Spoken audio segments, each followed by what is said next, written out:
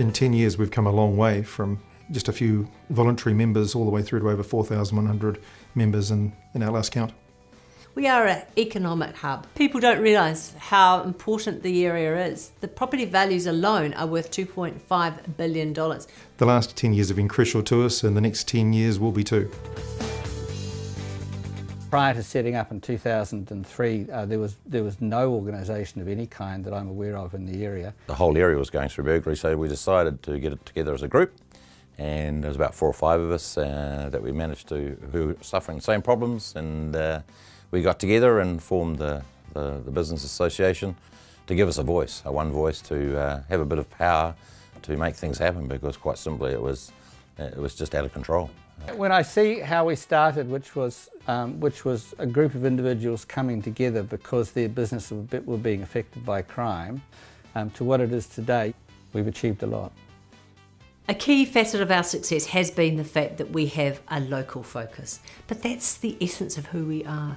We know what the local issues are, we know how they impact on our local business owners and our property owners. I think the most important thing we do is represent members' interests through key relationships with stakeholders who can really make a difference to the members' business operations. The real change for our organisation came 5 years ago when we became a business improvement district.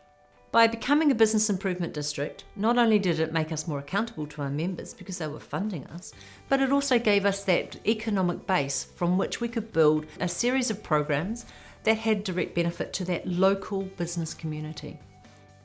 The Crime Is Not OK project is definitely seen as beneficial to our members. The project is designed to support our members by supplying them with practical resources such as the toolkit, offering them training opportunities in such topics as shoplifting and internal fraud. I also undertake as part of the project and CPTEDs, which is through crime prevention through environmental design. So that's looking at the layout of a building and so forth to help them not become victims in the future. Crime is definitely seen as less of an issue than it was 10 years ago for our members. One of the most effective initiatives we've introduced are the real-time cameras that we've put up all over the industrial estate, which allows people to see what's actively happening on the ground at any one time.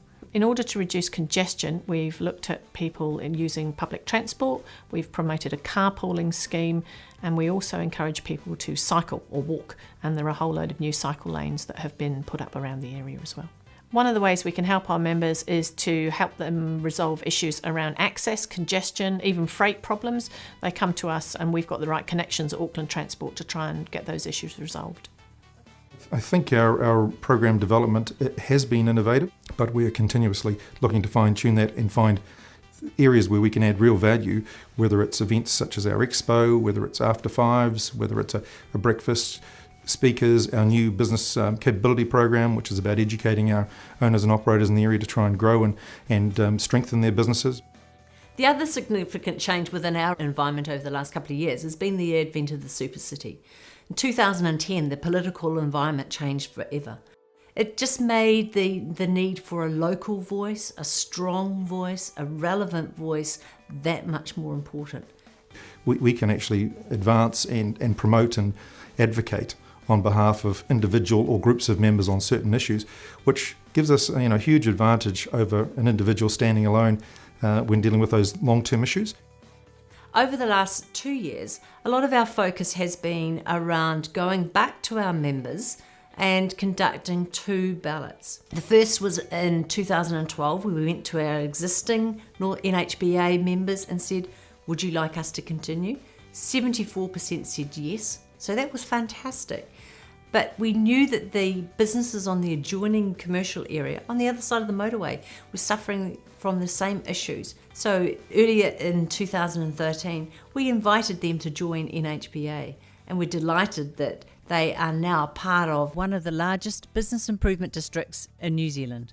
Thinking back over the 10 years, I think it's been a fantastic journey. I'd have to say we're incredibly proud of what's been achieved. I think the level of engagement we have with our membership is be second to none, I would suggest, in New Zealand. Hopefully what we do is relevant, adds value, and is going to be a very good foundation for the long term for the next 10 years plus.